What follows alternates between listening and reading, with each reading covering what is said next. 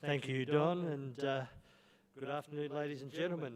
It's certainly a great pleasure to be able to join you here today at LIVEXchange in Perth. And in fact, I took a great interest in the live export industry very early in my time as Assistant Minister in this role.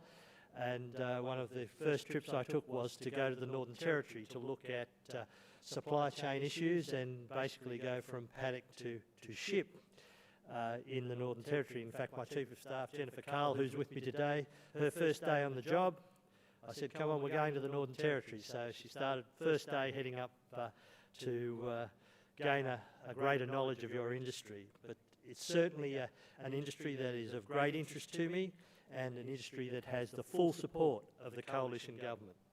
At last year's LIVEX conference, I'd been in the portfolio only a few months, and I was suitably impressed with what I'd seen of our live export industry. But since that time, I've had a significant opportunity to expand on that. And I respect the industry very greatly, and that respect has grown over time. In my trips to the Northern Territory, I was able to gain insights into how the industry works across the whole supply chain in Australia. And then later in March, I went to Indonesia Australia Business Week and headed up the agribusiness stream on behalf of the government, and was able to further my experience in the industry. And in Indonesia, I met with alumni from the Red Meat and Cattle Partnership Skills Development Program and the Agribusiness Supply Chain Business Forum, as well as visiting a CPC partnered feedlot in Lampung. The visit to Lampung let me see the balance of the supply chain. After initially visiting a station in Katherine through to the docks of the Northern Territory, I was able to have a first-hand look at what was occurring in Indonesia.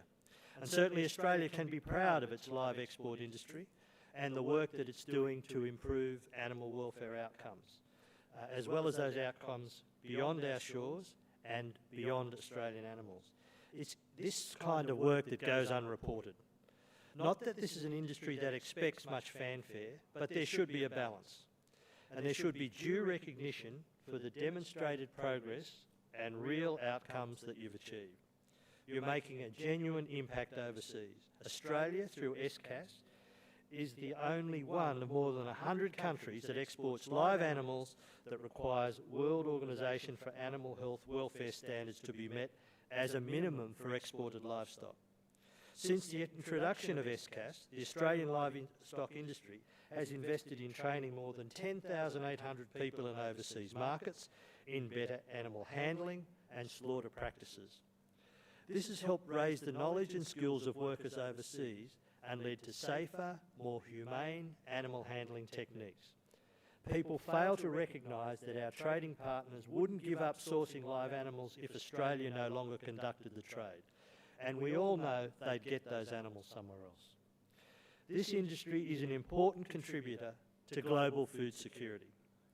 It is my honour to be representing an industry that contributes $1.6 billion to our economy, with benefits extending well beyond the farm gate. Your industry delivers economic benefits and employment opportunities for up to 10,000 people, directly and indirectly.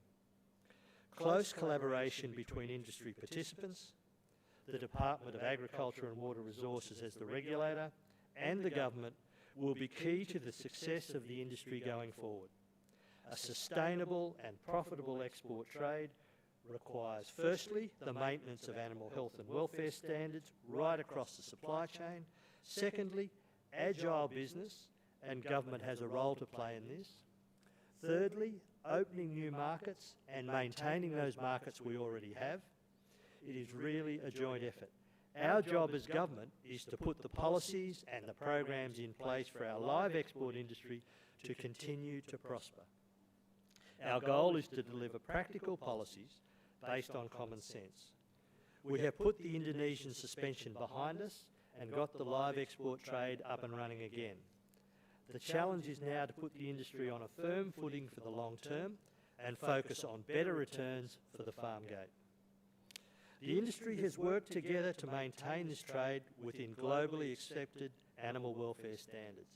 SCAS has proven to be an effective model to underpin our trade. It is designed to consistently improve welfare outcomes while keeping the trade going. The onus is on exporters to manage the risk of an animal welfare incident up to the point of slaughter in important countries. Dr. Temple Grandin, a world-renowned animal behaviour expert, has previously stated at the 2015 LIVEX that she had observed light years of improvement in cattle handling and animal welfare under SCAS. The OIE has said Australia is leading the world in animal welfare and that the industry's investments in improving the implementation of OIE welfare standards has its full and unequivocal support. I want to commend your industry for its work in live exports.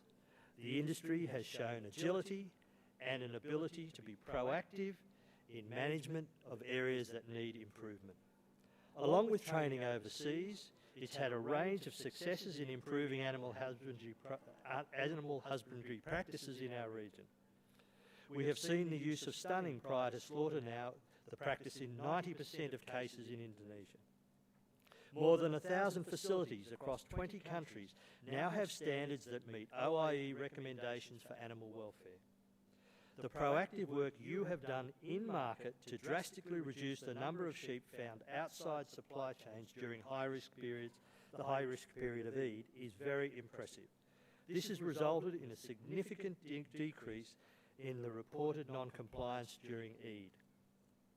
In 2015, around 11,800 sheep were observed outside approved supply chains. By 2017, there had been a dramatic improvement with around 330 sheep outside supply chain. These improvements have been delivered because you have a strong working relationship with your customers and you have invested in infrastructure and in training. During Eid, exporters and industry consultants rolled up their sleeves, put boots on the ground in local markets, and oversaw and managed sales systems, delivering results that you can be proud of. Despite all this good work, we need to continue to make sure the industry meets community expectations. Social licence to operate is essential, and I'm pleased that accountability and community are part of this year's theme. It's important that the industry continues to engage with the broader community, including your critics. No one is better placed than you to tell your story. I know there are strong views about livestock export trade in the community, and some who will never change their long-term views. But it's important to communicate your achievements and put the facts on the records. As I mentioned, the government has a role to play in freeing up business to do what they do best. There will always be a need for regulation, and it does come at a cost. It is an area that the industry and the department need to consistently examine. We want to minimise the compliance burdens on exporters while achieving the regulatory objective. We won't negotiate on animal welfare outcomes, but we don't want to be an undue impediment to Australia remaining a competitive supplier of high-quality livestock to our trading partners. So far, we've put in place reforms that streamline the process for SCAS approvals. We've moved to a risk-based approach to determine the frequency of audits for SCAS, reducing the cost of SCAS on compliant exporters and their supply chain partners, and slashed the cost of audits by almost $2 million. We've implemented approved arrangements from around the beginning of this year to reduce red tape around export approvals. This cuts the time that the department spends on consignments and therefore your bills by around 45%. The government is committed to further reforms to improve the live export industry. In June last year, the government announced an $8.3 million investment to assist in the implementation of the Livestock Export Global Assurance Program. And I note your unanimous resolution with regard to LGAP this week. There are areas where the government needs to be agile to ensure its policies are meeting objectives. The Australian Standards for Export of Livestock, or ACEL, is another important part of Australia's livestock export system, governing the transport of Australian livestock overseas, and we want to ensure that we get the science right behind any proposed updates. This review will ensure the current standards are fit for purpose and take into account the latest animal health and welfare scientific information and advice. It also provides an opportunity to reduce the administrative burden on livestock transport businesses by adopting the nationally agreed Australian Animal Welfare Standards and Guidelines for the transport of livestock in place of the current land transport standards set out in ASIL. The review will be conducted as a series of modules, with each module expected to take 6 to 8 months to complete. This means we can prioritise some areas of work, encourage industry innovation, and move more quickly to adopt technological improvements. The committee is expected to make their first report to the department by May 2018. There will be a number of opportunities for stakeholders to contribute to standards throughout the review process, and I encourage you to get involved and participate with the review. The third key to a sustainable and profitable industry, excuse me for one moment.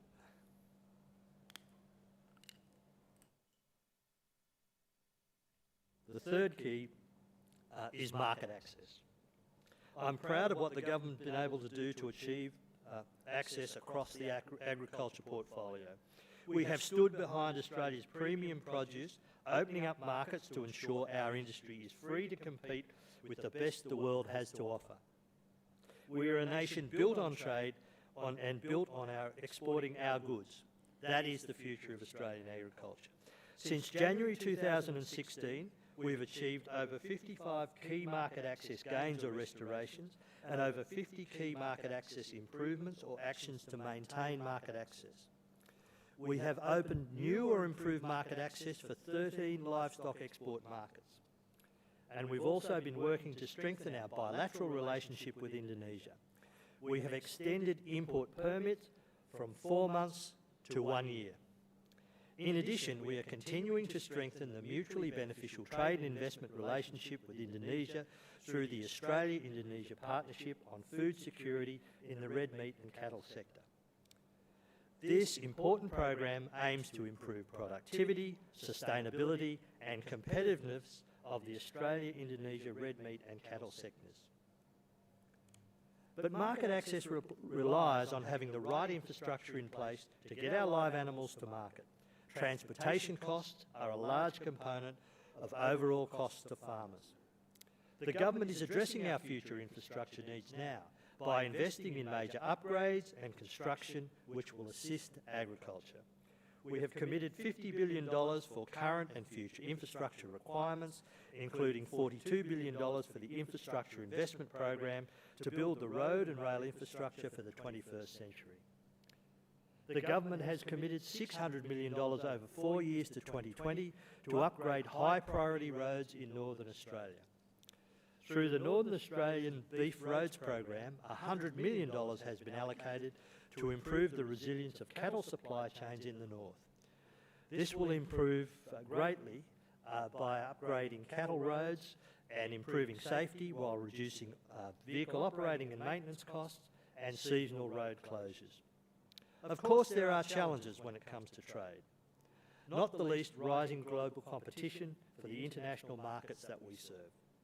The latest ABARE Agricultural Commodities Report found the value of Australian live feeder and slaughter cattle exports is forecast to remain largely unchanged at $1 billion for 2017-18. Exports are expected to increase by 4% to 850,000 head, with strong import demand from Indonesia and Vietnam. However, last year's record average price of $1,260 a head, export prices for Australian live cattle are expected to drop by around 6%. In 2017-18, live cattle exports are forecast to grow by 1% to around 1.9 million head, limited by continued flock rebuilding, particularly in Western Australia. And while our overseas competition will continue to rise, the opportunities for global food demand represents are unquestionable. Global food demand will require a 75% increase in global food production by 2050 compared to 2007 levels. The world will consume more in the next 50 years than we have in the whole of human history. These are global challenges with serious consequences, but as an exporting nation, Australia can play a major role in stepping up to the plate. The Australian government is behind our livestock export industry. We have the right systems, and together we are always looking to improve, both in maintaining standards, in gaining market access, and in removing red tape. The live export industry has come a long way in recent years, and there is much to be proud of.